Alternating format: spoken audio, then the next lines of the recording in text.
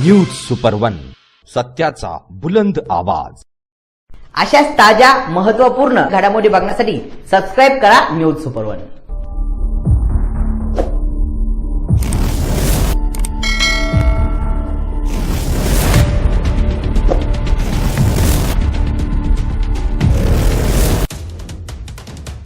श्रीरामपूर शहरातील एका परिसरात मुलीने गळफास घेत आत्महत्या केल्याची घटना उघड झाली।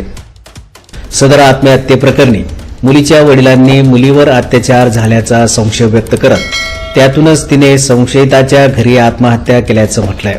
तसा अर्जही मुलीच्या वडिलांनी संबंधित वैद्यकीय रुग्णालयाला आणि पोलीस यंत्रणेला केला असल्याची प्राथमिक माहिती समोर आली आहे। मुलीने आत्महत्या केलेल्या संशयिताच्या घरी या मुलीची बहीण देखील राहत असल्याचं समजतंय। संशयित हा शहरातील बाजारतळ जवळील असलेल्या मुलींच्या एका शाळेत संगीत शिक्षक असल्याची माहिती समोर येते। या आत्महत्या प्रकरणी शहरात चर्चेला उधाण आले असून त्या मुलीचा घातपात झाला की काय अशी चर्चा देखील सुरू आहे। त्या शिक्षकाची चौकशी करून त्याला त्वरित निलंबित करण्यात यावे अशी मागणी जनतेतून होत आहे। न्यूज सुपर वन साठी वृत्त संकलन विभाग, श्रीरामपूर।